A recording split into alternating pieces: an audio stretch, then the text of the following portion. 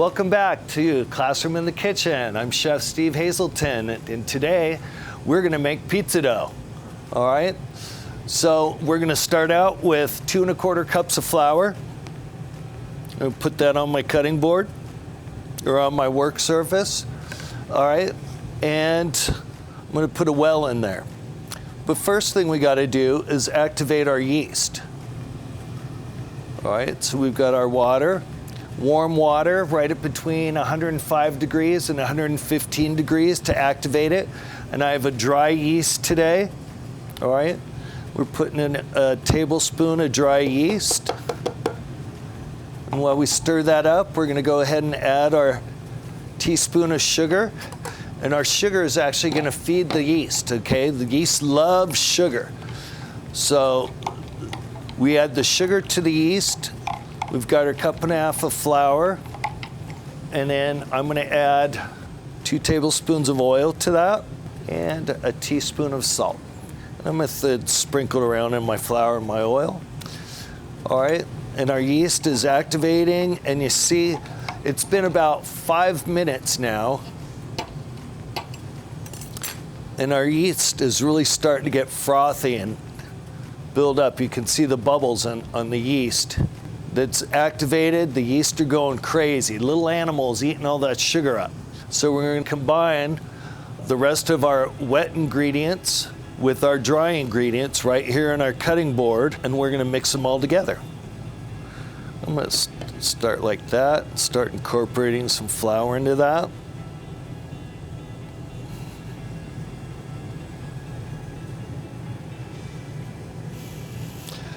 So this is fun, hands-on. Get your hands into it. Work with your food, and so that's why I like this. You don't need a mixer to do this. You can do it all with your hands. All right. So we've got our flour and our water. We're mixing it all together, and when this all comes together, it'll clean up the whole counter. All right. All the counter will be all clean. All right. Yeah. There we go. Got all my yeast in there. All right. Now let's just knead this. Get working our dough. All right. So I'm going to start folding and kneading. Folding and kneading. All right, bring it all together. We're going to work this for about 7 minutes. And after we knead it, so we push it out with the heel and just keep doing it in the same motion, all right? Fold, push out, bring in the corner, push it out, bring in the corner. And I do this for about 7 minutes. And then what we're going to do is we're going to oil a bowl, and we're going to toss it around in the bowl, and then we put it in a nice warm place, and we let it rise for about a half an hour.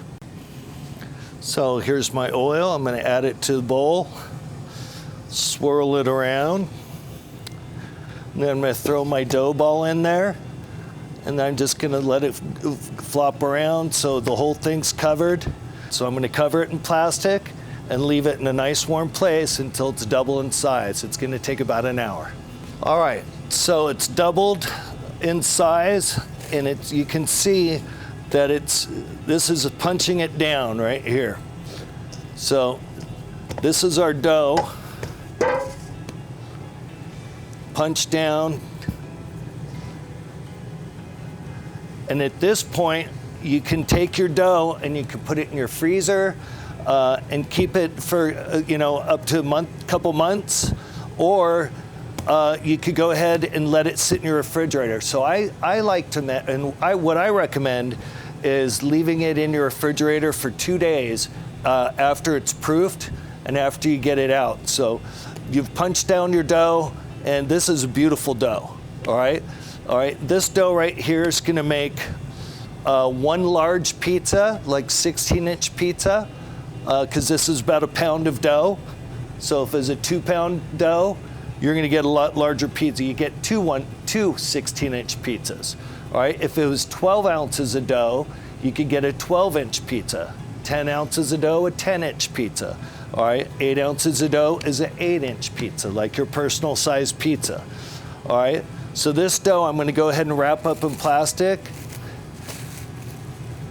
and it's gonna develop flavor while it sits in the refrigerator. And that's why I like to sit it in the refrigerator. I like to just have my dough sit in the refrigerator for a day to develop flavor.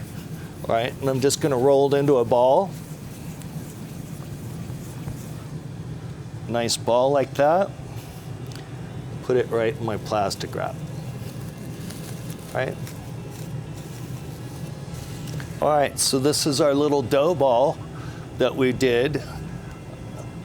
All right, and I'm just gonna press it out. All right, I'll flip it over, press it out.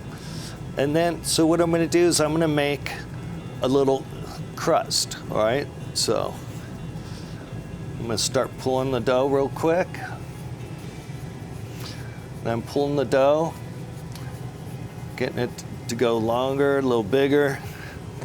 Let me see, it did get cold enough, so there we go.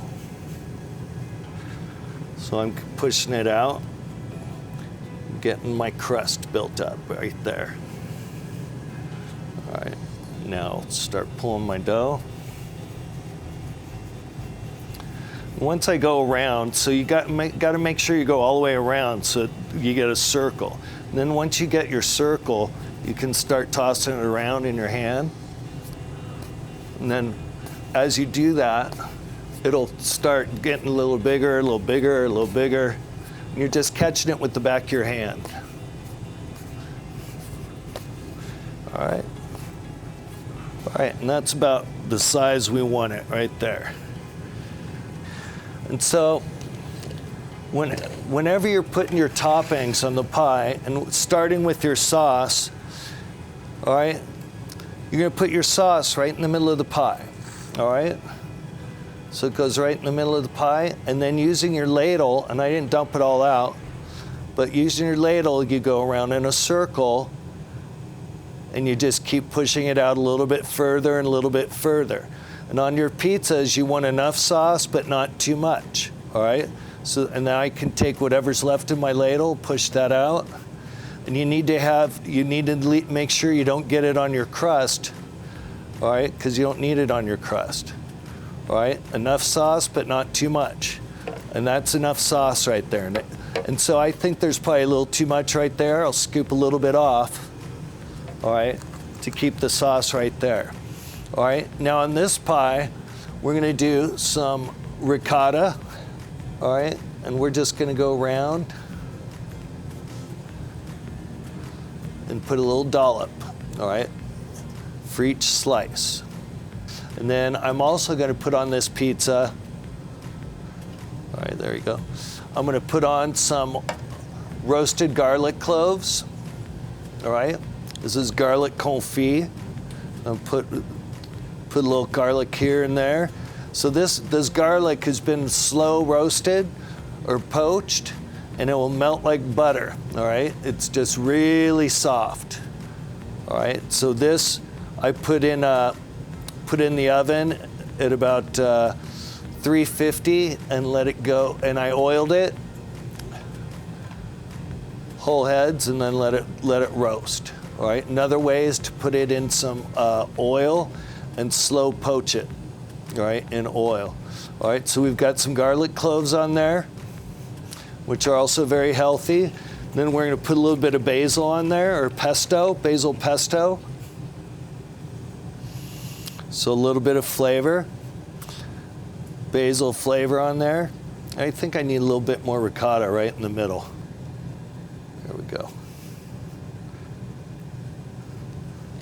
All right, I'm gonna put some pesto in that. All right, so this is gonna be our tomato sauce, fresh ricotta, pesto, and roasted garlic pizza. Looks delicious to me. I hope you wanna try making one of these yourself or one of your other favorites. These are some of the pizzas that I made earlier. It's a pepperoni and Italian sausage, a cheese pizza, and a vegetable pizza. Mushrooms, onions, bell peppers, and roasted garlic. Anyway, until next time, thank you very much. I'm Chef Hazelton from Classroom in the Kitchen. Have a nice day.